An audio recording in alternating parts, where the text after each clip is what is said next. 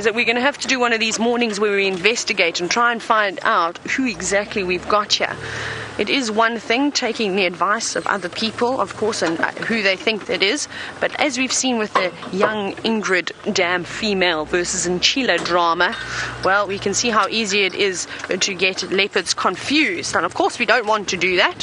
So I know you just have to bear with me for a couple of months longer until I actually see all the various leopards in this area, and then I'll be able to tell you a little bit better. It doesn't happen overnight, unfortunately. It doesn't matter how long you stare at a picture, but you need to sit and experience these leopards and sort of learn their behaviors and personalities as well, which can often help when it comes to identifying leopards. So I'm going to go a little bit further forward. Looks like, what are you chewing on? Because I do want to get a good view of his face. Are you eating a bone of some sort? Well, not quite eating it. I'm going to go around again. So he's large, but he's actually not that big. He's not as big as I thought he was. I think when he was laying down and all sort of bunched up, he looked slightly larger. I don't think he's particularly as large as Tingana. You can see him there. There's no dewlap, hardly any, but we need to keep up with him. So we're going to make a little pathway through here. We're going to leave Nkanyeni, and I would really like to follow this big, beautiful boy here without getting a flat tire. So, well, we'll see. Oh, my goodness gracious. Right, I need to try and catch up with him as he's moving quite quickly. Let's go back across to Steph. We managed to track down and reposition ourselves around this fantastic Albizia tree. This is the tree that I wanted to show you this morning, and just have a look at how splendid he is. Got his summer suit on, in actual fact got his spring suit on. This tree is flowering in profusion at the moment. It's the first time I've actually smelt a Albizia's flower, and it's quite a musty smell. It's not a sweet smell at all. It's a musty smell, for lack of a better word. I think it smells like a cupboard full of old socks. Just have a look at that. There's some of its flowers over there through the tree over there. You can see a white fuzz. The best is probably up there against this guy there. We're just going to try and show it to you. At the top of the tree, there's some old seed pods from last year and then some flowers. And it's being pollinated by day-flying moths.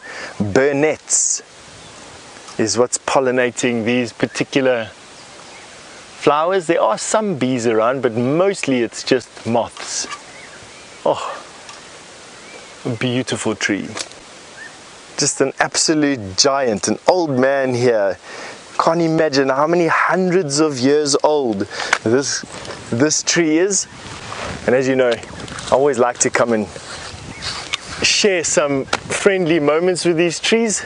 There's just a lot of things that are nice about old trees. Anyway, Taylor has repositioned now around quarantine, and just what an absolutely spectacular sighting. We'll catch up with you later. Now, remember how I said just before I left you that I think it doesn't look as big of a leopard as he did when he was sitting down. He looked way more impressive. And I do actually, in fact, think that this is quarantine. He's definitely nowhere near the size of Tingana, and it would explain the behavior from Nkanyeni, with her not being sort of receptive of him, sort of acting a little bit more on the aggressive side. And it's bizarre, though, that they didn't count that one small spot on his face, and they've only given him a 3-3.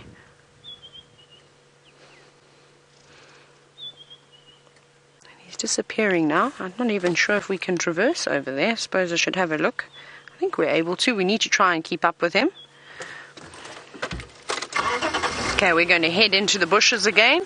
Nkanyeni's coming. Hang on. Oh my goodness, this is really interesting. Now she's following him. I wonder why. Now, there's two things that could be happening here. Like I said, I'm very uncertain as to how old Nkanyeni's cubs are. Maybe she's coming to Estrus Game. Maybe this behavior that we're seeing is actually her wanting to say hello to Quarantine. The fact now that she's following him, I thought if she was going to stay behind, that would have made a bit more sense. But now it seems as though the tables are turning a bit. She's following exactly the same route that he's walking, and we know that leopards like to do this. Often when the females are sort of trying to court the males, it's the opposite way when it comes to leopard. The ladies show the men when they are coming into estrus and she is ready to mate. But let's see, let's follow. This is very interesting. Yeah, picking up on his rolling in the scent. Oh my goodness, look at her leg. Can you see that? There's a lot of blood coming on her off her paw there. Now I wonder if this is not from all the thorns that was stuck on her leg, or maybe she's already got into a bit of a quarrel with Quarantine. Can you see that? Oh no. Now it looks quite raw. There seems to be quite a bit of blood, but she was walking fine. She wasn't even limping. So it's definitely just a superficial wound. Well, that's good to know. And often these cats, unfortunately, do succumb to these injuries. And when they bleed, sometimes it makes it look a lot worse. Maybe even if it was from one of the thorns or something that she got stuck on her legs. Often they have an anticoagulant in it, and it often increases the blood flow, which can make a wound look a little bit worse. But like I said, we didn't see her limping, so that's fantastic news for us. We didn't see that earlier as she was walking around. But I think she'll be fine. It's on her paw, it's easily accessible. She'll clean it and she'll keep grooming it and keep it nice and clean. Now, leopards, you are being very interesting. So I'm happy, though, that I've come to the conclusion. I think it's Quarantine. It does look like a youngish male. Now, I'm very uncertain about this behavior that we're sort of witnessing. Just before we arrived in the sighting, a couple of the guides did say that they were fighting. Excuse me. That they were having a bit of an argument. But now it's interesting to see. Now, I can't see Quarantine anymore. He's disappeared into a very thick silver cluster leaf forest, and with lots of marulas and fallen trees. We'll have to try and stick with Nkanyeni now, and hopefully she gets up and starts to follow him again. But I'm also going to reposition.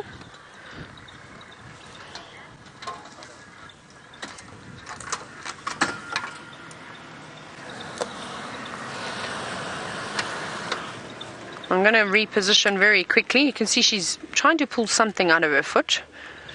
I'm sorry, Kirsty, if you can copy me, I can't copy any of the questions you are sending through. Unfortunately, they're coming through a little bit dispersed.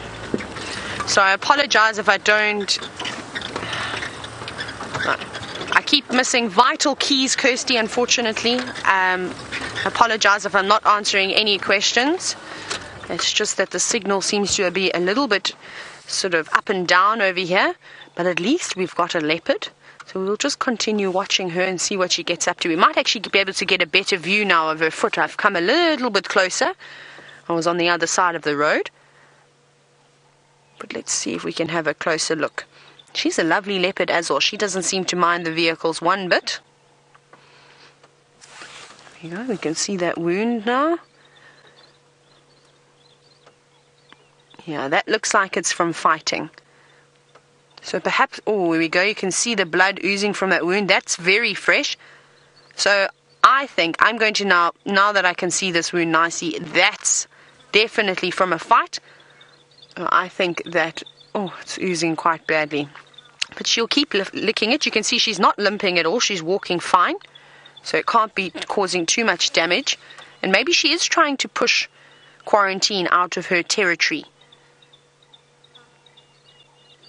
It's just very difficult to tell the way that she's sort of following his scent right now. And she's tiny compared to him. I couldn't imagine what Nkanyeni must look like next to a leopard like the Anderson male. I reckon it would look like a mother and a cub from a distance. You can see she's staring into the distance.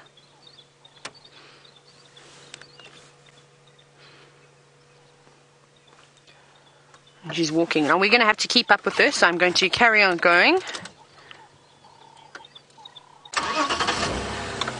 Here we go. Kirsty, I heard you this time. Fantastic. There was no interference. So, Angela and Brian, you're wondering, will male leopards kill rival cubs? Now, yes, they will. And that could explain as to why Nkanyeni is acting the way she is towards him. And it will definitely explain why she's got that big gash on her leg, is while she's trying to maybe fend off quarantine. Though I don't think he would have been having a go at her cubs. He doesn't seem to be very interested in her at all. I mean, I think he's trying to just get away now and realize that, oops, he's come into the wrong part of town and she's not standing for it. And maybe that's, like I said, maybe that's why she's following. She wants to push him right out and make sure that he knows that he is not welcome. With quarantine being so young, I wonder if he would go out and perhaps kill cubs at this age. Like I said, I still don't know how old Nkanyeni's cubs are. Someone's going to have to let me know. And that will also determine. Right. We're going to have one last look at this leopardess as she crosses in front of us. And we'll try and keep up with her. You can see that wound. Right. I think let's go across back to Djuma and see how Byron is doing. So, I'm not doing very well at the moment. Hang on, there's some zebra at least. There we go. So, I say we're not doing very well. But look at these two beautiful zebra. And why I say we're not doing so well is myself and Brian, or rather me, I've been hacking this morning. That's what we call it, when you really just can't find anything. We had a good look around that area where we had that buffalo carcass. There were a lot of lion tracks in that area. Obviously they finished the carcass. It looked like the whole pride had been there, but because of all the movement, and it was difficult to gauge which direction they moved out of there. Also, because it was so thick and it was basically surrounded by a deep drainage line, I assume they were possibly lying in there somewhere, but we just couldn't find any sign of them. So we eventually made our way out of there. Again, it was so hard to actually maneuver through that area. But it looks like our luck has changed a little bit. We've got some zebra over here. And then just look off to the left. Left-hand side of our vehicle, we've got some kudu, as well as a nyala moving through here. And you can see the kudu feeding. There was some nyala in the background, but look at these beautiful female kudu. So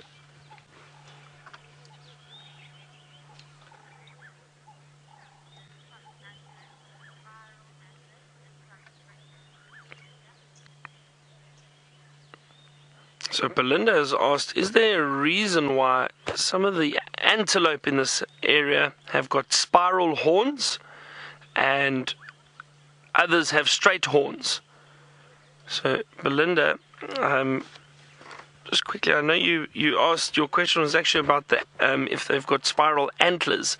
So antelope, just quickly, antelope do not have antlers. They've got horns, and that's a young male kudu.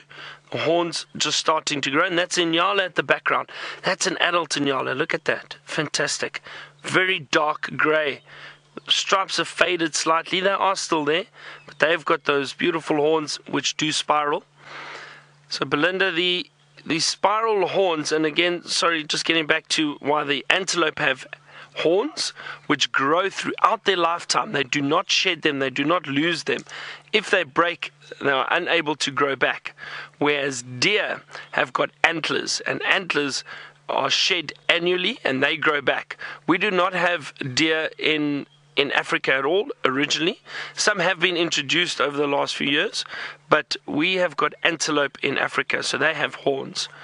Now, the reason why some have spiral horns and some don't, I'm not entirely sure. I think it's purely the way that they're genetically made up. It's not a case of one are better at using for protection than the others. It's just some antelope have got spiral horns, and it's actually interesting. These antelope, the Nyala, the Kudu, and the bushbuck, all form part of the same family of antelope, Tragelaphus or Tragelaphus. It's the scientific name for this family, and one of the characteristics of this family is that they all have a spiral horn. They've all got a twist in the horn.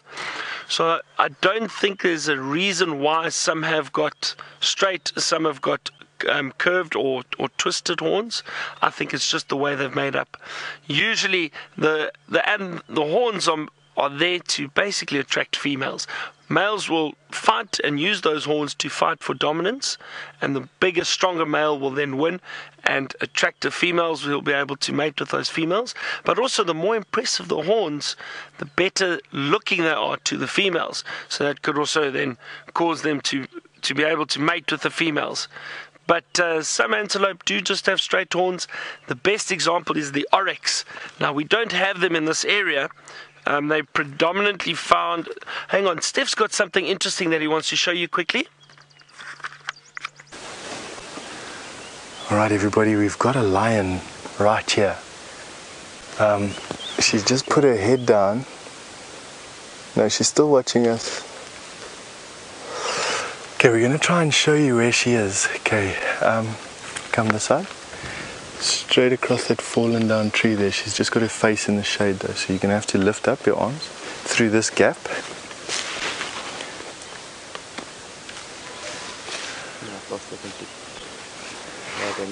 Alright.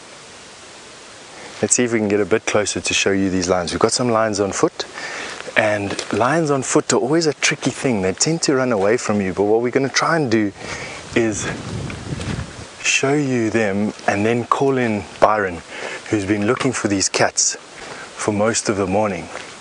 So, okay, there she stood up now, through the gap there. And the male. Like 2 females is what we've got there. You see her face? There we go. There we go. Alrighty, so we've got these lions on foot. We're not going to get any closer because it's going to make it very difficult to find them again. So within view of them, what we're going to do now is create some distance backwards so that they see us moving away. And then we're going to call Byron in, and hopefully he'll be able to show you these cats a little bit closer. Okay, let's back off. Back off back to the termite mound. They must just see us backing away. There we go. Alright, so now what we're going to do is we're going to call in Byron. If I can have a game drive radio. Thank you. Alright. 1. Oh, hang on. Radio's speaking to me. I didn't quite know. I never use these things. Byron coming for Steph? Go ahead, Steph. We relocated these animals. They are between Albury's and Gallagher Shortcut. Best approach would be from Albury's. Come down Albury's until I get you audio, and then I'll direct you in. Copy that. Steph will be there shortly. We'll be in that area shortly. Thank you. Well done. Alright, so Byron's on his way in. We're going to help him get into the sighting with the radio, and basically we're just going to try and see where we are closest to. I think we're closest to Albury's here. The easiest would be Albury's, I think, to come in from the road there. And now, just to make sure that they are not going to move away too much, the bush is quite thick here, but we should be able to get a car in. And those lions were far enough away. They were about 100 yards away or so. And that's not close enough to chase these animals away. I'm not too sure. Alright, and that's pretty much how you bump into lions. You hear them roaring, you walk into the area, they stick their head up, hopefully it's not too close to you, and then you call in a car. That's it's textbook really. They didn't growl at us, they didn't run away from us. They watched us create some distance. And although the wind is blowing quite strongly in their general direction, let's just see exactly. This is an ash bag. Yeah, you see our scent is blowing almost directly onto them, which is probably why they stood up in the first place. It shouldn't be too bad for them. Alright, so we're going to send you over to Taylor looking for those leopard. We're going to try and get Byron in here to show you those cats from closer by, and yeah, nice. See you later.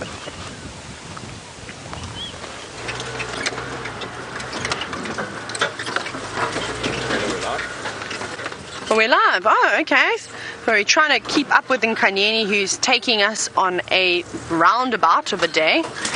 She's now moving up and down, doing circles, coming back and forth. And well, it's quite interesting to navigate through here. Now, I can't see her at the moment. She went a little bit further away from me, so I'm just trying to go around. We could smell it. Smelled like something had died around here too, and I wonder if perhaps that's what she's not picking up. Okay, well, we'll have to go over this one. Sorry, little dead tree. But we need to keep up with Nkanyeni. Where did she go? Quarantine has since moved out and on. Okay, I've got her again. I've just got to get up a little bit further.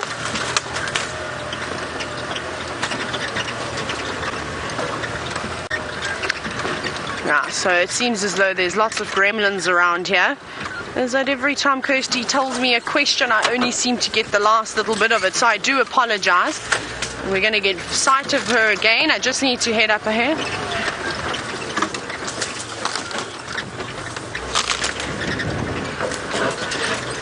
Thank you, Valerie. Just watch your head here. We're trying to get around and catch up to her. Valerie says that Nkanyeni's cubs were born in January 2016.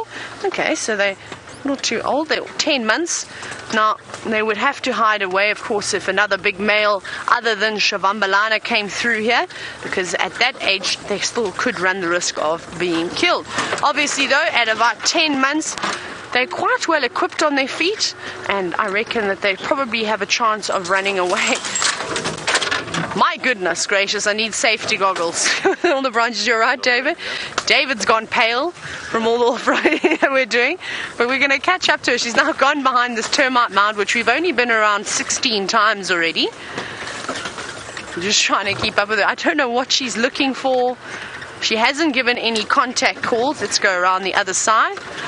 So I don't know what she's after. This branch, we'll get there eventually.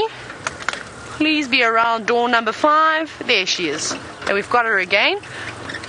Just watch this little one. Thanks. There we go, Davey. Can't lose my cameraman, of course. That would be terrible. Let's have a little view of her. And we'll try again to try and keep up with her. Now, I'm going to keep checking my phone because we're off-roading quite a bit and we're coming quite close to the Kruger boundary. So I don't want to go into the Kruger National Park. I don't think the rangers there would be very impressed with me. You can see her walking. She has her head quite low on the ground. She seems to be trying to pick up the scent of something. Now, it's strange. If it was her cub, she would just start contact calling. We're going to try and keep up with her. Right, so let's go this way around again.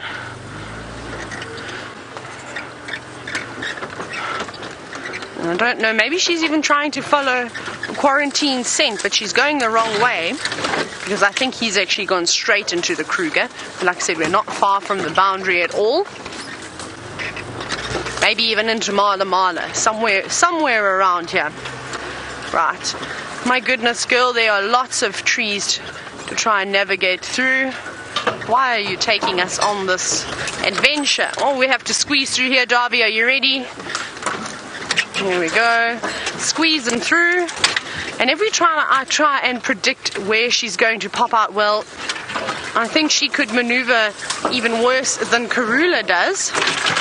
Darby, are you okay? Sorry, we've got some very pokey branches we're going to go through. Just can't. Right, we need to do this slowly. Watch your eyes. Okay, you ready?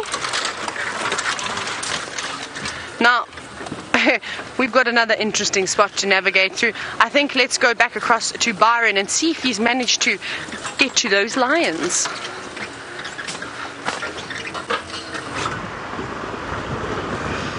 Alright, so we're in this area, everyone, where Steph and Herbert have found the lions. Let's have a look. I'm just going to find out from Steph quickly where they are. Morning, Steph. Hello, how are you? Good. Hello. Well done. There's an old T-track on the corner here going to that big marula. Yeah. They're between the marula and us, just here somewhere. Okay. But we've put our sense on them, so they might go that way. Alright. But on the corner towards the marula, just not as far as the marula. Okay. And about maybe 60, 100 meters in. Okay, great. I'll have a look. Stand here waiting for you to go. Okay, thank you. Good luck. Thanks. Well done. We've been hacking this morning. Alright, great news. Let's see if we can find them, everyone.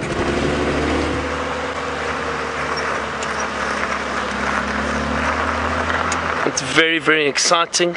Just going to reverse here quickly. Hold on.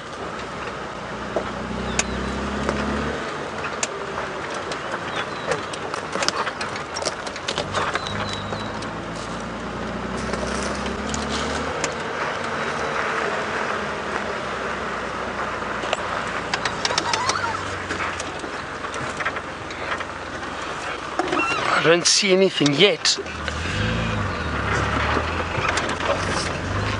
Okay, like Steph said, the scent was blowing directly towards these lions, so that could cause them to move away. Let's look carefully. Okay. Taylor's still got the leopard, so while we're having a look here, why don't you get back to Taylor, see what the leopard's up to, and we'll give you an update shortly. She's sitting at the base of this beautiful Balanites tree, and finally she's settled down, and I suppose it'll probably just be for a moment. She's seen something in the distance. But thank goodness, because she really tested us, and our maneuvering skills through some of that vegetation was quite tricky. But we did it.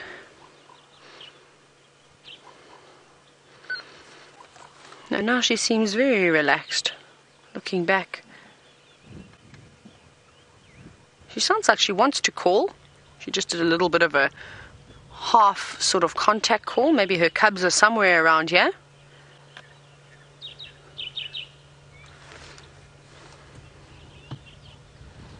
And of course she's up and on her way again. Where are you going to take us next, Nkanyeni? Please walk on that beautiful animal pathway that you can see. We would much enjoy that. At least we can sit here for a little bit and watch her as she disappears into the distance.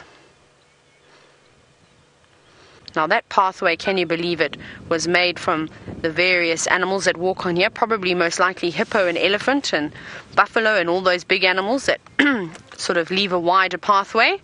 But okay, we're going to have to get going again and keep up with her.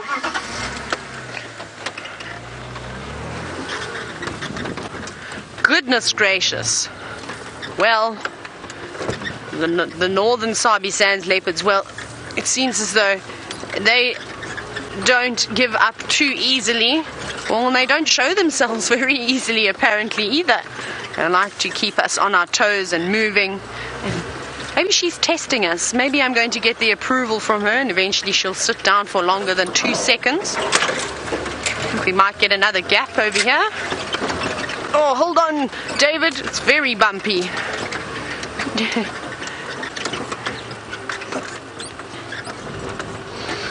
Let's see if we can get... She's going behind some thickish vegetation again. She's just paused for a minute.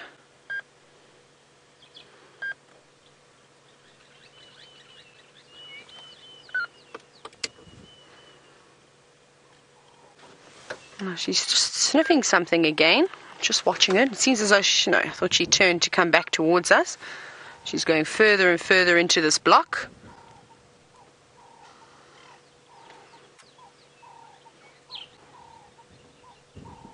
Right, let's go around again.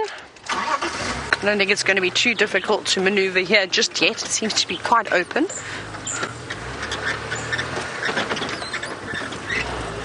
Let's go around another big termite mound.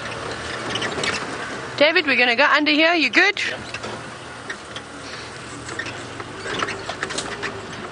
This animal pathway is actually quite nice to move on, even for us. It's quite open. When I say that, and then it gets thick again, you can squeeze through here and through here. Now, where did you go, Nkanyeni? I like that name. I think there's such a nice ring to it. That's why I'm saying it all the time. Where are you? My goodness, she's far ahead of us, and she's changed position once again. She's going back sort of east. Thought she was going to come through north. Okay, we're going to have to take a gamble and go under all these trees. She's probably about almost 80 meters ahead of me. She's moving very quickly. Sorry, David. We've got a big aerial attached to Wendy in case you're unsure as to why I've got to take it easy as we go through here. And it pokes up quite high. Well, I'm almost going to lose my eye. Got it? Sorry, I'm trying to man. My goodness, there's a lot of multitasking going on here.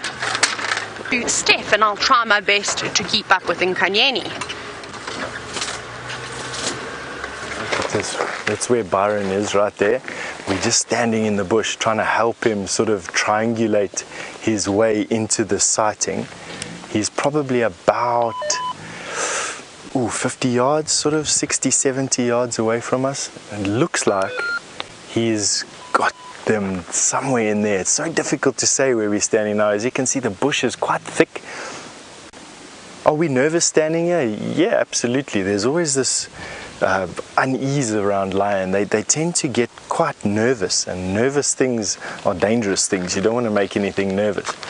But now that we've got, and we can see Byron inside there, and he's on the radio, looks like he may have found them or seen them in some thick bush. What we're going to do is make our way slowly backwards and out of this area. And what that'll do is it'll de-escalate these lions. Now, Lauren, you've asked me which animal would I not like to run into. Lauren, what's making me most nervous right now this week are buffalo. For some reason, this week is just a buffalo are giving me the, as we call it, the heebie-jeebies at the moment. Every time I see one, I have this instant adrenaline surge.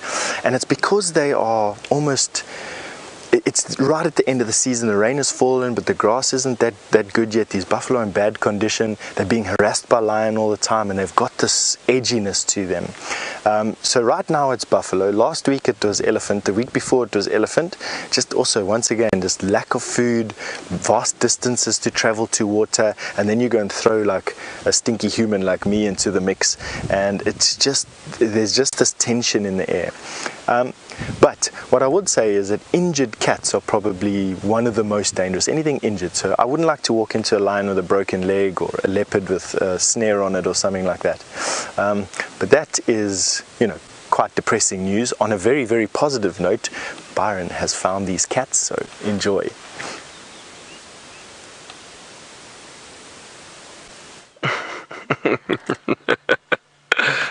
Yes, Steph, Brian and Byron have managed to find the lions that you saw. This is incredible.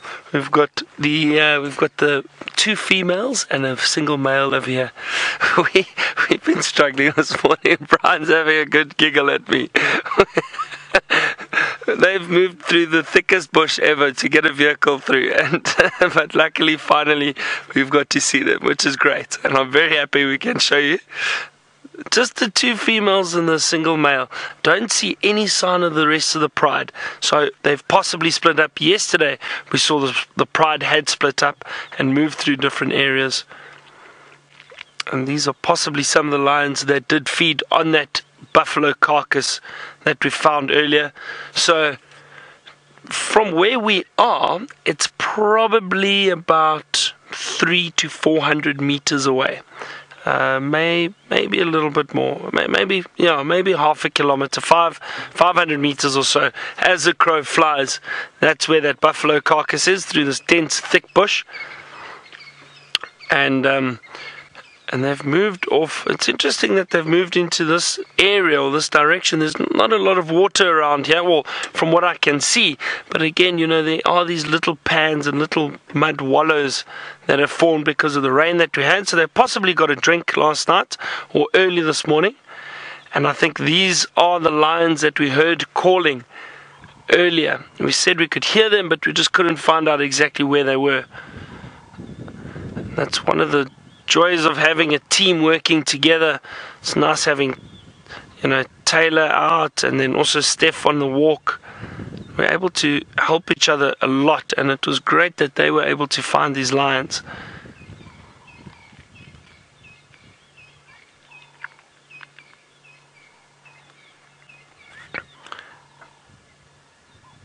It's not even 8 o'clock yet, and already it's getting very, very warm.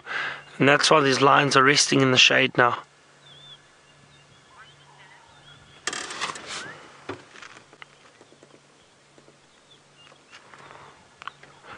Just want to update one of the other rangers who was interested in seeing lions. Just let them know where we are. Taxon for Byron.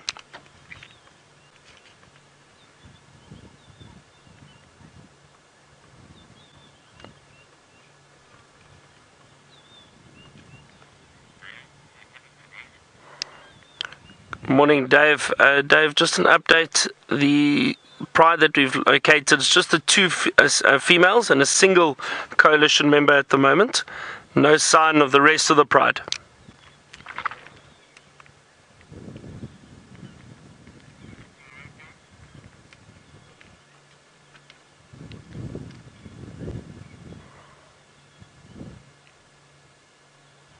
One female is looking around. So actually, while we were driving through here, we saw some zebra wandering about, as well as some impala. And not too far, but in the thickets. I think if these lionesses are interested, or they do walk around and bump into them, you never know. We spoke about it yesterday, how opportunistic they are, and if they see potential food, they could easily hunt. I wonder where that female's moving off to, unless she's just going to look for some more shade. She was out in the sun a little bit.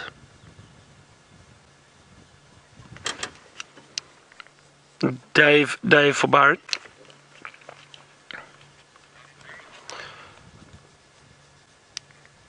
Dave, just an update. Located on 2 lionesses and a single coalition member.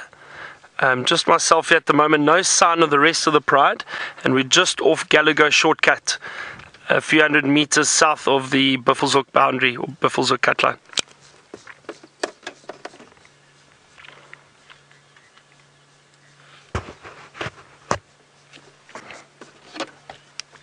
Copy.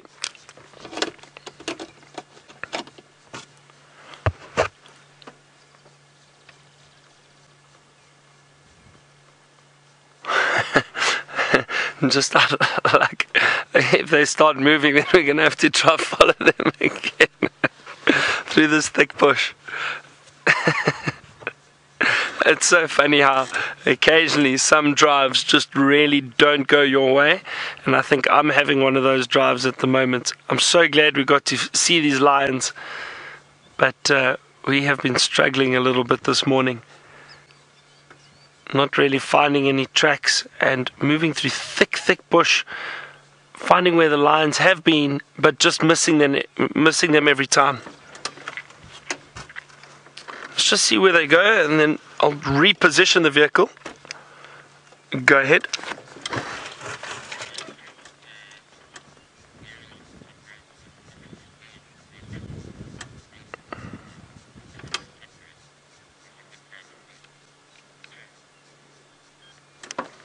Copy, thank you very much.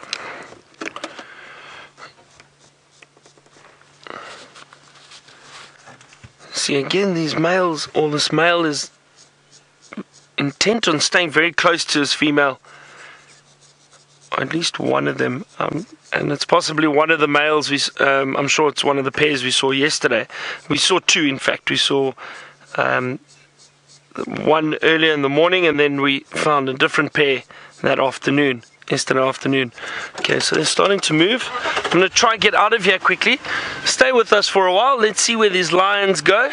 Just trying to work out exactly how I'm going to get out of here.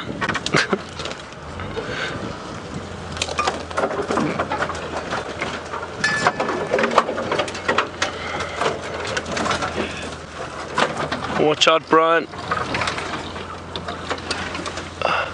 Some branches in the way. Here we go. It's been really funny driving with Brian again because the rest of the crew seem to get our names confused quite a lot, which is entertaining. So they call me Brian, they call Brian Byron. It is a little confusing if you're not used to it. We don't seem to struggle, eh, Brian? No, not at all. Okay, hold on. Almost out of here. There's that lioness and that male straight through the gap over there. Great, they're heading towards the road, everyone. So that'll make our lives a lot easier. But you can see how we're trying to maneuver and miss these trees and duck branches.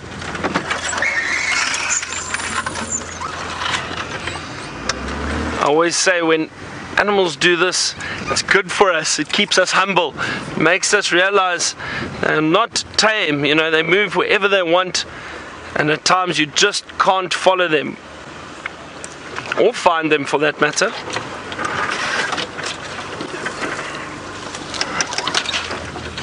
There we go. They're moving straight ahead of us now.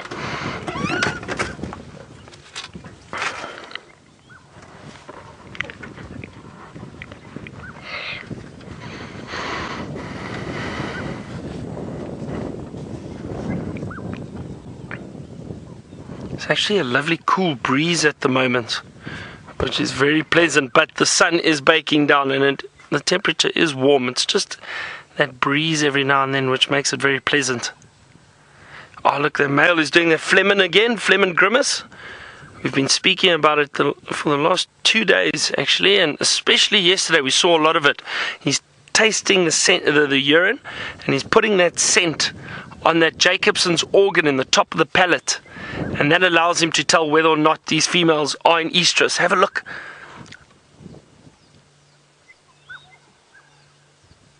See, and they do that snarl, what's known as the Flehmen grimace. Very interesting behavior. And there they go.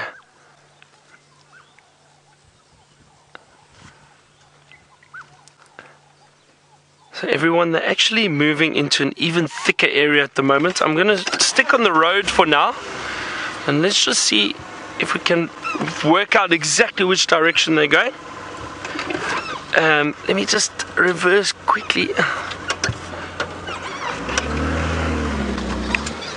More trees behind us, but as you can see, it's impossible to get through there. There's, you know, the smaller trees and that we can kind of drive over so that they bounce back up so we don't damage them, but these big trees that have been pushed over and logs, that would just cause damage to the vehicle and we wouldn't be able to get through there anyway. I'm just having a look now. They are very thick in here, but they are skirting along. Excuse me, swallowed a fly.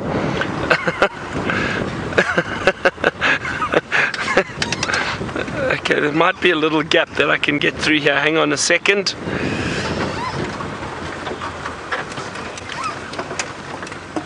Alright, let me see if I can get another view of these lions for you. While I do that, let's quickly head back to Steph and see what he's up to on his walk.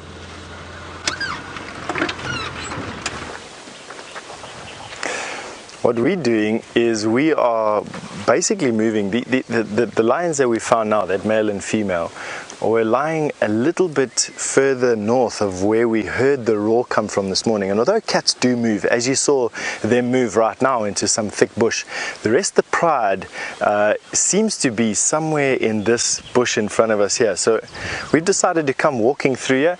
It's very difficult to drive a car through here.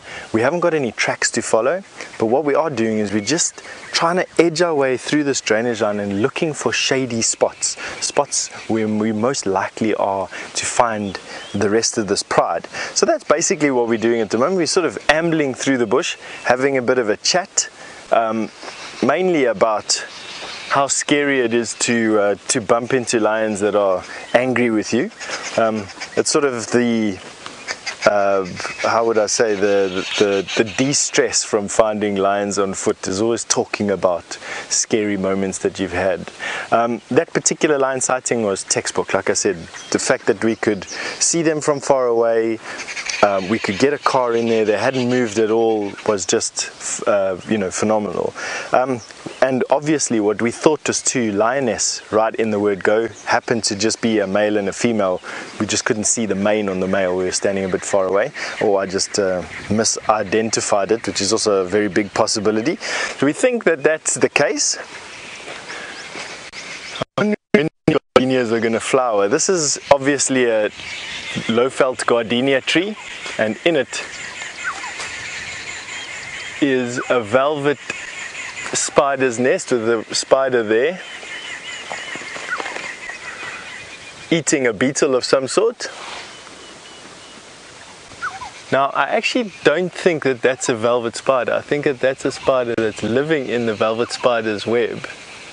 And the reason I'm saying that is because it's not being joined by any of its friends. Oh, there is another spider there. Sorry. So that is a velvet spider, or a community nest spider. There's another spider directly behind it. They've immobilized that beetle and are now feeding on it.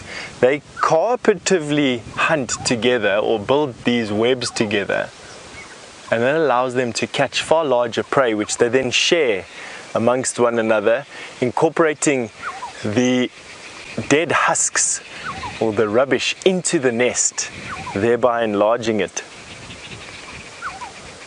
But these trees that this velvet spider has built its nest in, or these velvet spiders I should say, has a beautiful white flower that when pollinated by moths becomes yellow. So it changes from white to yellow once it's pollinated, and has the most wonderful smell. Gardenias have got the most beautiful perfume out here. I can't wait to see when they start to flower. They'll start to flower probably in the next couple of weeks or so. I don't see any buds at the moment, so we will move on until we do find one, and yeah, carry on with our search. Basically, I can see something there. That is an elephant. There we go. I tell you, these scaries today. Luckily the wind is blowing in our direction, and while we make our way around that elephant, we will send you over to Byron.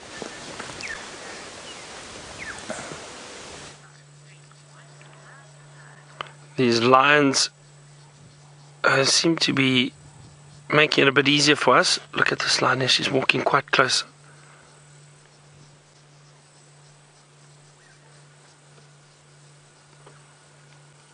Oh, isn't this amazing? So close. Both of them.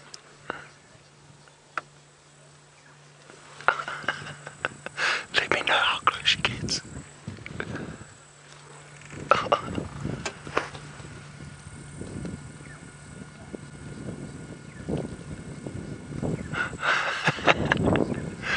That was wonderful. Well, that's made my morning a lot better, because we've had a tough morning finding them, but to have this lioness walk so close to us, what an experience. See the males just lying off to the distance in the shade over there.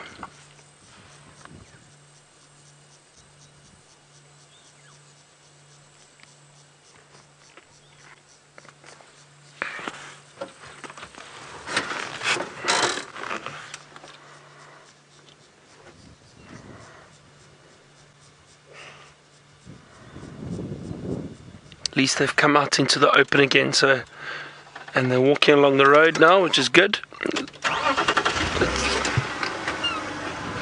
Let's follow them a little bit.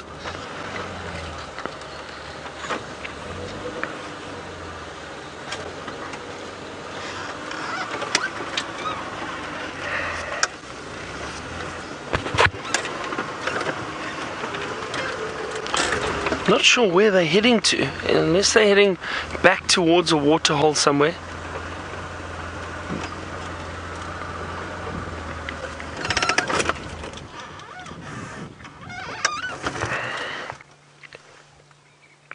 surprised that they are still moving around. There we go, found some more shade. They're laying down again. I'm going to stay with them for a little bit, just see which direction they go to, or if they do head towards one of the pans or water holes. While I do that, Steph has got a small creepy crawly he'd like to show you.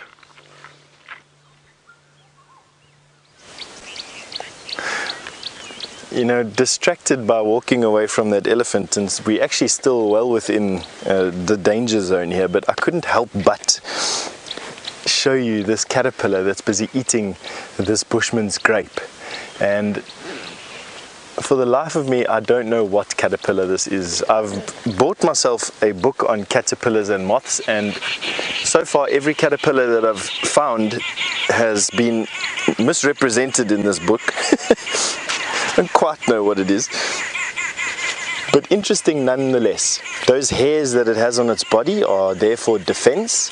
They're very irritating, and so that worm will thrash about if it got caught by a bird, and the worms or the caterpillar's strategy is to get one of those irritating hairs lodged in the throat or in the eye of their potential predator, so a would-be bird. And the colors on it are just fantastic. I mean, have a look at where its legs are, just the patterns. It's just really, I don't know, I just find caterpillars and butterflies to have some of the most beautiful colors on them. And very similar to fish, they tend to have colors that would otherwise be, I suppose, clashing, you could say, but they form such a nice mix with one another. I mean, you can imagine having a couch, I wouldn't say, what did I say? I'd say patterned like that. I wouldn't say covered in. The worms, let's see. There's his 6 feet in the front with claws on. You can see there he's just exuded from his mouth parts a droplet of fluid that he was feeding on. You probably find that this bushman's grape is allowing this caterpillar to have some or other type of chemical defense. That drop of fluid is probably very bitter or doesn't taste nice at all, and would be in this posture and exude at the lightest touch, exude that droplet in an effort to dissuade a would-be predator. Just have a look at that. Now, caterpillars can synthesize some quite dangerous compounds, so I'm not going to be tasting that particular droplet of fluid. I have no doubt it would taste horrendous, but we'll leave it alone. You can poison yourself out here with caterpillars, I must be honest with you. But anyway, that's what he's drinking. Have a look here, it's going to drop off the edge there.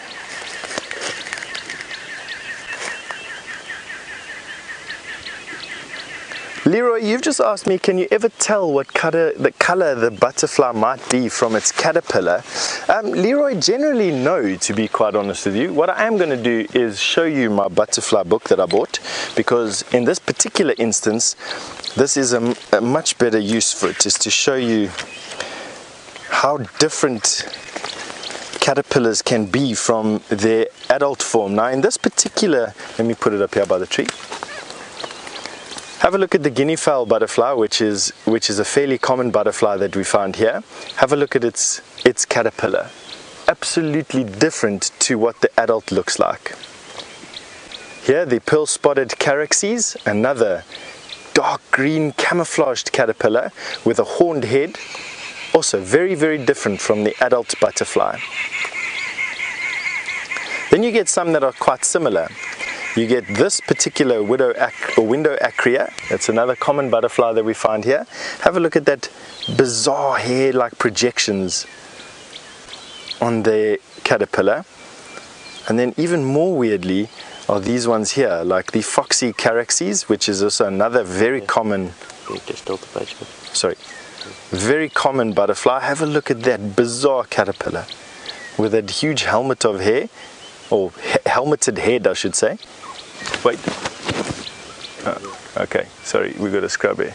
They are very well known as being the heart attack makers of the bush. Excuse me for that reaction. that we have that elephant close by, and I actually thought that elephant had snuck up on us, so that was hares and rabbits out here, I tell you, giving me the heebie-jeebies. Alright, let's carry on with our display. Just catch my breath over there again. Have a look at this one, the African leopard, another very, very common butterfly that we have over here. Very different to its caterpillar. So, I mean, I'd like to say that no, the caterpillars are different to their butterflies. I mean, there are, I suppose, some similarities in the end, but no, generally the caterpillar is very different to the butterfly at the end of the day. This guy here on this leaf is still busy vomiting up his fluid.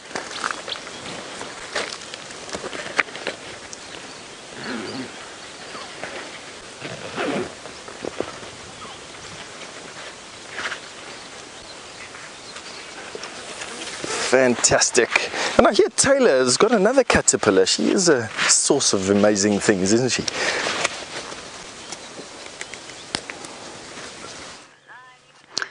So this little creepy crawly was crawling on David's foot, and it looks to be just a younger version of the caterpillar that we had earlier with the community nest spiders. Now, I'm still a little bit uncertain as to what it is. Now, straight off the bat, the green ones that we tend to see around here, it could possibly be a lunar moth larvae. However, I'm not 100% certain.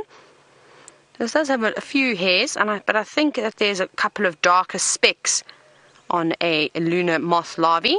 Maybe, what about what eats marula leaves? Let's see if there's any larvae perhaps that eat marula leaves. But this one is very quick, very feisty, and moving away and off my notebook. Don't come back to us. Look at how quick it goes. That's very impressive. Now, I wonder if it's because you're getting hot in the sun. Okay, I think I'm going to put it out now. Let me quickly unplug myself. Come, little caterpillar. Don't go in my book because you're going to get squashed. Let's release it. Now, I don't know what it eats, but we can just put it on this sickle bush. Well, and then I'm sure it will find its way around. Where do we go? You need to come up here. Yes, go onto the stick. Doesn't want to go onto the stick. Maybe it needs some encouragement. There we go. And it quickly is wiggling away. Oh, I'm moving the branch. Somebody just flew past my head. Well, and I think that that's a better spot then to keep that caterpillar. We will let it go. And like I said, I'm sure you've taken quite a few screenshots for me, so I can have a little look when I get back. And we can try and identify this caterpillar, which will be quite exciting. Right, I'm back and plugged in again.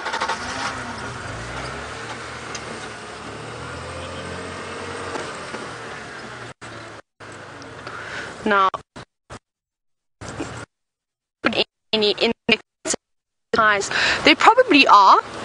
I'm not sure of any just off of the top of my head. I'll have to have a look when we get back. But I'm pretty sure I've seen something about, I don't know why I'm thinking of an ant and caterpillars sort of working together. Maybe not in sort of a parasitic form, maybe more in a symbiosis. But I'm sure that there'll be something that does parasitize the larvae, whether some wasps, like we get the spider hunting wasp that goes after big spiders, of course, and then it will sting either the spider, but like do it with perhaps caterpillars and take them down to their burrows, lay their caterpillar and use it as a life host for their larvae. So there's definitely a possibility. Some exact ones I'm not sure, and what I'll have to do is I'll have to have a look at what types of caterpillars we get in this area and find if there are any specific parasites that only go for certain larvae. I'll have to have a little look at that. Now we're going to be leaving Cheetah Plains. We're coming up to the big paddock, which is of course the helicopter landing pad. So don't worry, there's no domestic animals here. You can see past. And I'm going to lose you, unfortunately. So before I do, let's very quickly go back to Steph.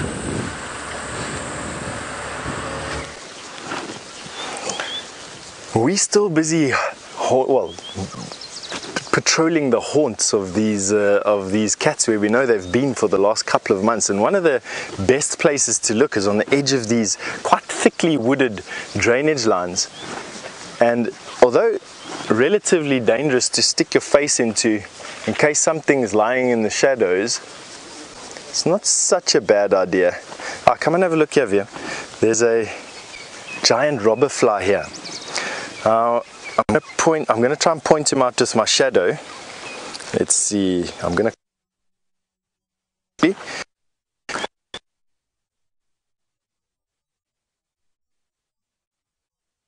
finger.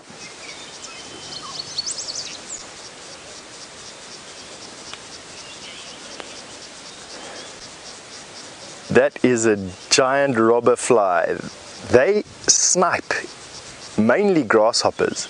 So as a grasshopper flies overhead, this fly flies up from the bottom of the ground, catches it in this basket of feet that it has.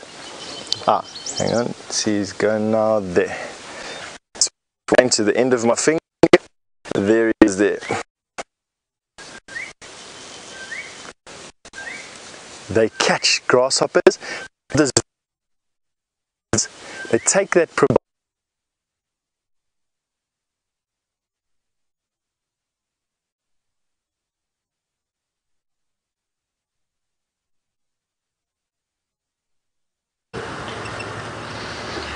Now, we made it out of the treacherous dip which the gremlins love to hop onto the vehicles to.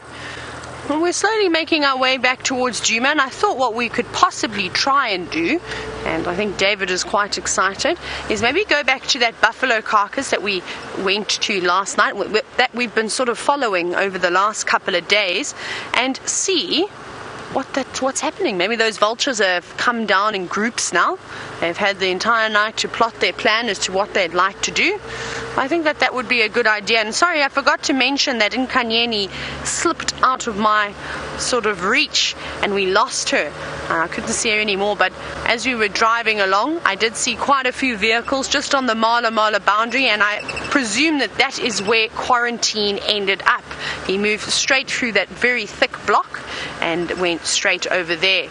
And I wonder if maybe, I'm very confused about that entire situation, because she was severely battered and bruised. I mean, she had a cut on her left shoulder, she had the gash on her paw, and whether it was an argument, whether she was quite interested in Quarantine, I'm not certain. It was very interesting in behavior, and the fact that she was going up and down looking and smelling for something, I don't know if she was looking for her cubs, because she would have done a little bit more contact calling then. So perhaps try and push him further out.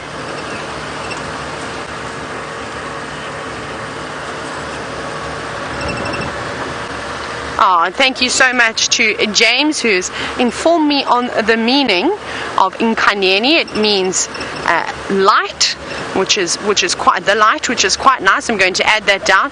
I'm unfortunately not well equipped to the Shangaan language like Mr. James Hendry is, so it's quite nice to learn all these different words. I learned it up here a little bit, but not very well. Sort of funny galore version of it. I wish I could speak it fluently, but I cannot. Now, we've got a little bit of a way to go before we get to Cheetah Cut Line, but I think let's go back across to Byron while I venture on towards the vultures.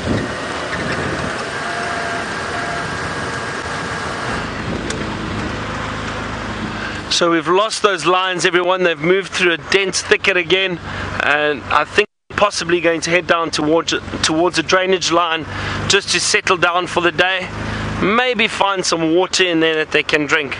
Although they did move past a little puddle and they didn't drink it, so probably not too thirsty. It was great to see them. I'm glad we got to find them eventually. Just the male and the two females. Not too sure where the rest of the pride is, and they haven't been seen yet this morning, but I'm sure they're also hiding in a drainage line somewhere. Oh, watch his impala. Sorry, just a quick glimpse of them. What? Here comes another one across the road. Oh, hang on. Let me just see. There's some others off to the right. Let's just see if I back up. Maybe they head across the road too, and we get them jumping. It's wonderful to see these impala. Here they come. Look at this. Here comes a few more. Hang on. A few more coming. Here comes a big male or ram. Jump for us. Come on. Wow, it's amazing. Amazing to watch them run. Yeah, there's the last one coming. Come on. One last jump. Not really. Wow, there's actually a lot of impala coming through here.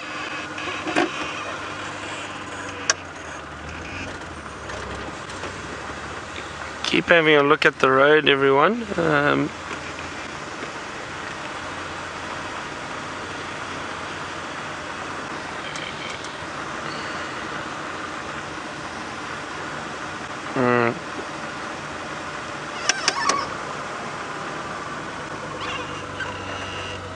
Lovely big herd,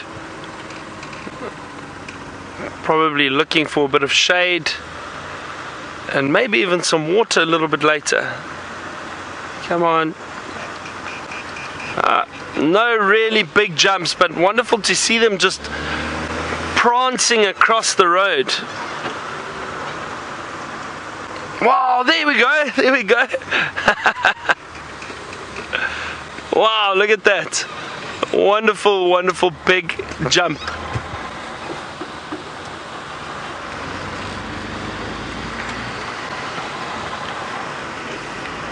Well, that was great. Lovely to see them. Pilots, as I was saying, those lions probably moved off into a thick area now, down into a drainage line, and probably going to rest there for the rest of the day.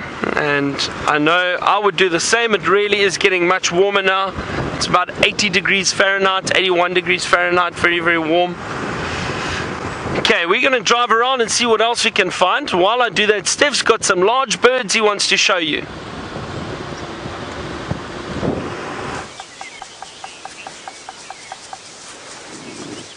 You know, it's not every day that we get to see a bunch of vultures come out in the morning and catch the first thermals of the morning, and that's exactly what we're watching there.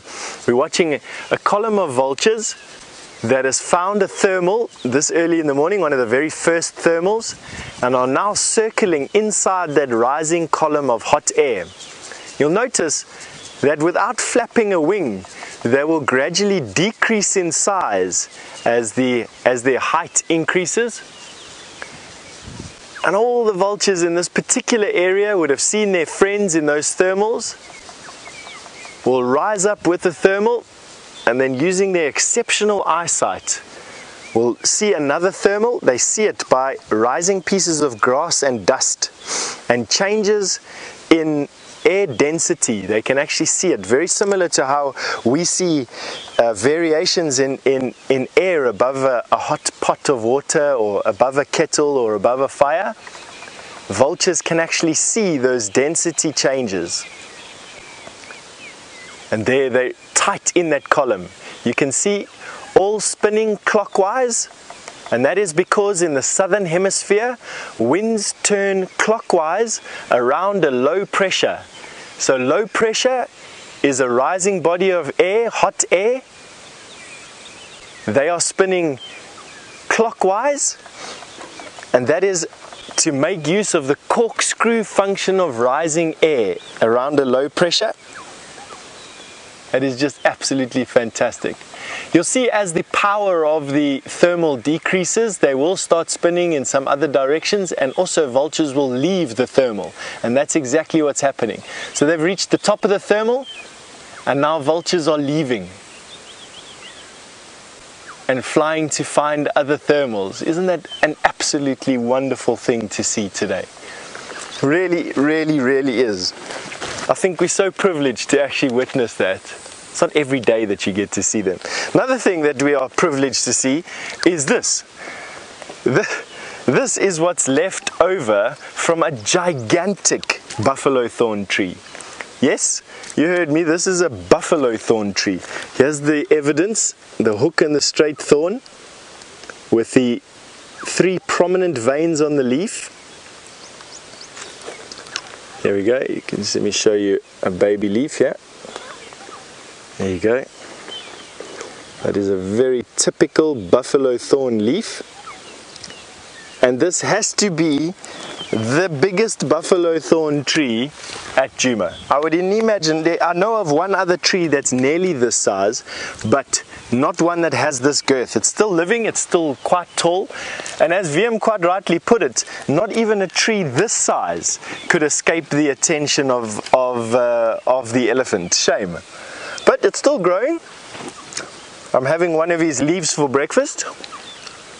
Still tastes quite good. New buffalo thorn leaves are very tasty and quite high in protein, and funnily enough, and for reasons unknown to me, generate a serotonin increase in my body. So it's almost like a happy leaf, an antidepressant, a natural antidepressant, and that they taste quite good. Oh, this is a big tree. I do see that this tree has got some damage from borer beetles in the top here, so it's probably, it might even be storm damaged rather than elephant damage, to be quite honest. And you know, rightly so. This tree is ancient. In terms of buffalo thorn trees, this tree would be the great granddaddy of all the buffalo thorns here in this area. Just nice to spend time with these guys, you know. Once again, just the majesty of fairly large trees is quite astounding to me. And now we're on top of this big termite mound, and the reason why I'm on top of this big termite mound, oh look, the vultures are above us now. Awesome. Lots behind us here, Wiem. Here.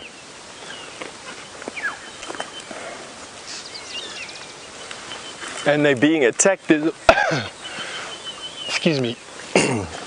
And buffalo thorn taking retribution on my esophagus. Have a look, there's a Wahlberg's eagle getting attacked by some drongos. There we go. Also just looking to get some height. Don't quite know what to show you at the moment. There's just so much happening. Oh, this is just such a wonderful sight. And you look up into this clear blue sky and it's just filled with these majestic birds. And they're fairly close by. Usually by the end of the day, it's so difficult to see them because they're so high up. But this is allowing us to have such a nice view. Can you see the same thing I'm seeing, Vim? Over there. There, the collection. Sorry about that. We just needed to double check that what you were seeing is the same as I am seeing. Wiem has his eye glued to a little screen and of course can't see the whole sky like I am. But what you're looking at there is exactly what I'm talking about. Just these collection of vultures. Obviously of note is the fact that vultures are on steep decline in wilderness areas around the world. Sadly in South Africa, they are used in traditional medicine, and the trade in parts from these vultures has increased drastically over the years, and I must say it's having a very dramatic effect on vulture numbers. So quite sad about that. But on a happier note, Byron has also found a bird that he'd like to show you.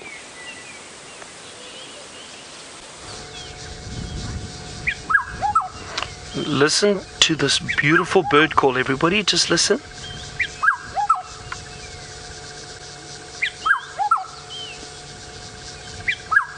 Wonderful. This is a black-headed oriole. Look at that beautiful red beak and that very dark black head and that yellow body. Amazing. Very beautiful, beautiful bird. The black-headed oriole, and an incredible call. We hear them constantly around here. Sometimes tricky to see.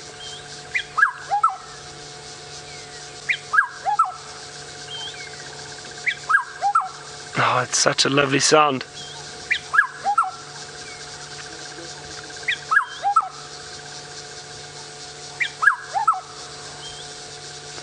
Seems very happy calling up in the tree there. Possibly a bit of a territorial call.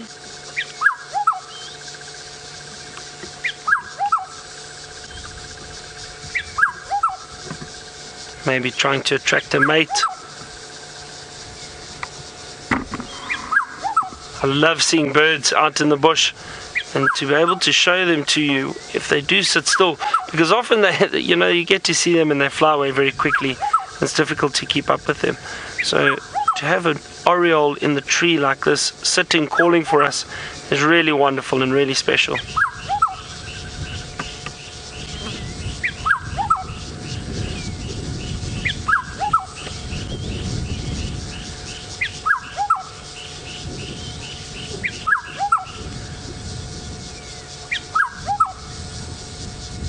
Such a wonderful call. Alright, we haven't had anything else walk past us just yet. A lot of impala around at the moment, which is wonderful. So there are a lot of impala around us, been moving through into thicker areas. I think we did see some come from a waterhole, so possibly moving into the shade of the trees, going to start feeding for the day. But I haven't seen too much else around. Still a few birds calling, like this oriole.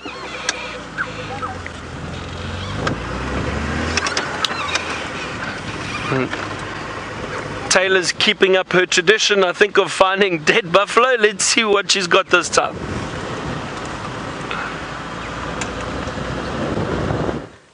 I'm going to keep checking on it every single day until there is absolutely nothing left. Now, I'm sure you saw that vulture around there, and, well, it sounds a bit muffled because I'm hiding from the stench with my towel. But let's go back to the buffalo. It's very stinky. It is not a pleasant smell at all, and the wind is swirling, so sometimes it's okay. Well, then, and then when you least expect it, you get a mouthful of buffalo carcass. Now, there are quite a few vultures around here, and I'm sure that they're going to start coming down to feed. You can see there's some feces on that buffalo. So it seems as though the vultures have been there, but I don't know where they're eating from. They haven't opened it up, so they must be starting to eat this carcass from the rump. You can see that they haven't opened the stomach up just yet, which is unusual. I thought that those white-backed vultures would have torn through the flesh. And you can see, though, that the maggots are rotting the carcass almost completely. All the maggots on the feet and around the edge of the buffalo where it touches the ground. And I'm actually enjoying coming over and visiting this buffalo sort of at least every day, just to have a look and see how the whole process sort of turns out. Remember, we found him when he was unfortunately still alive with an injury, and he bled out, and then we came back and the maggots had started to feed on him, and then we've had a couple of vultures showing some interest. There's a couple flying overhead again. Now, I parked much further away than what I did yesterday. I'm probably about 50 meters or so away from this carcass, hoping that by giving them enough room, the vultures will come back down. Though when we came through, there were just a couple scattered on the ground. They weren't actually on the carcass itself. And there are quite a few in the distance. I don't think we can see them now, that were on the trees. But it'll be interesting to see if they eventually open it up and take care of the entire thing. And where are those hyenas? Where are the jackals? It's a perfect meal for them.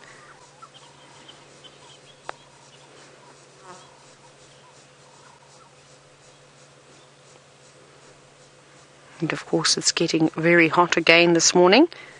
I think we're going to have a super hot day, possibly hotter than what it was yesterday.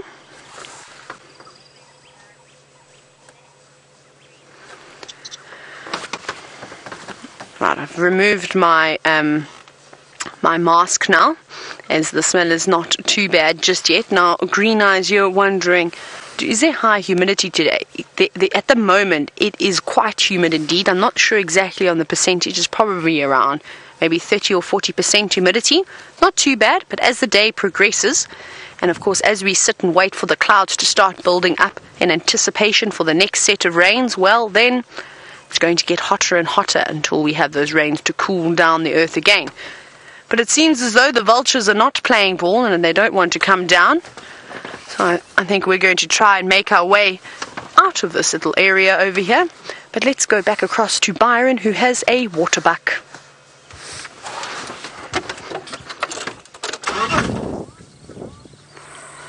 And they are indeed waterbuck, Taylor. And look at this, a different antelope that we haven't seen this morning yet.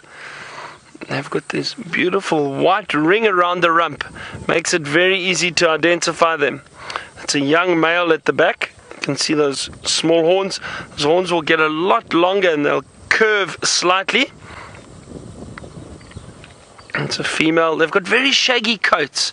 It's interesting. They look almost like deer, but they are indeed antelope.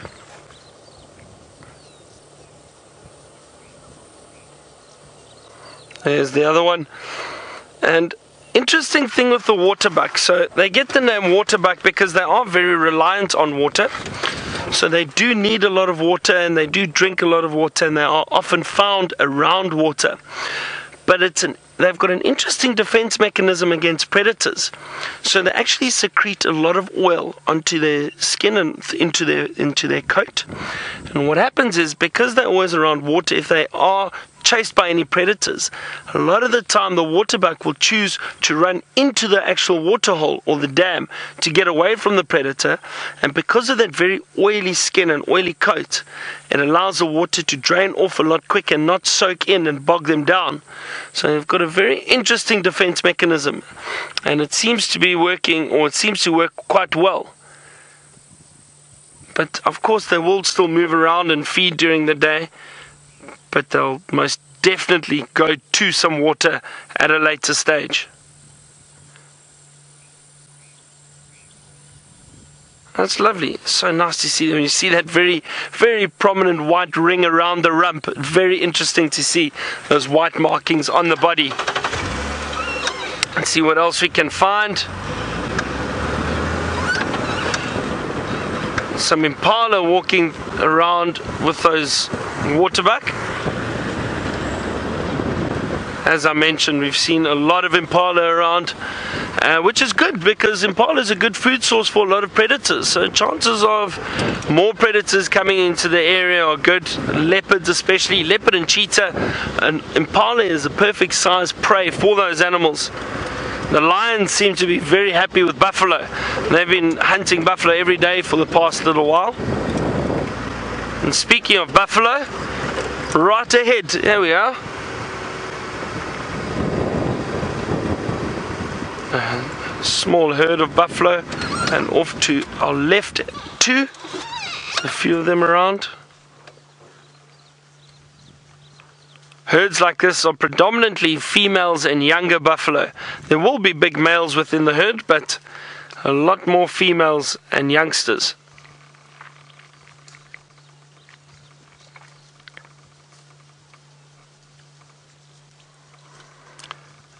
And we've been commenting on the last few days how we can see a bit of green grass shooting up at the moment, and that's what these buffalo are feeding on. We were very lucky to have fairly decent rain the other night. We do need a lot more, and we do need some storms coming through. But just because of that little bit of rain, I think it's ignited this little growth spurt of green grass. So a lot of animals are moving back into the area that are herbivores, like the buffalo, zebra, as we saw earlier this morning. We saw a group of wildebeest much earlier while Taylor was with the leopard. So a lot more wildebeest coming through too. All those species feed on this grass.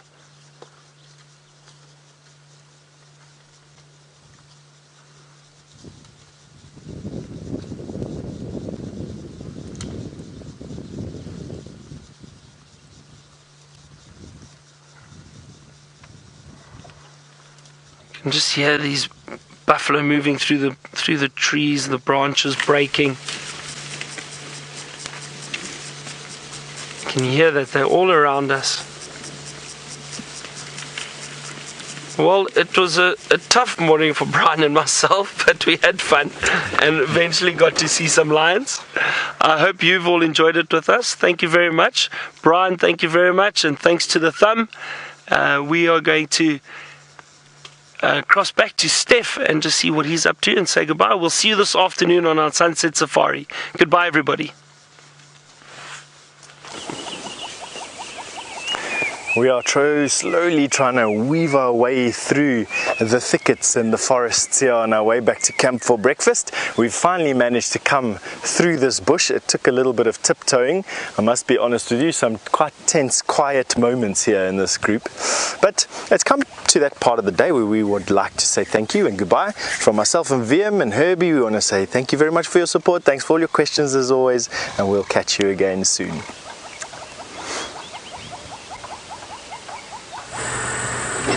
So we've stumbled across a group of elephants and this beautiful elephant bull, who they can see they've had a mud bath. Now I've just arrived at Hyena Road, and what I really want to do is I want to check on these magpie shrike chicks.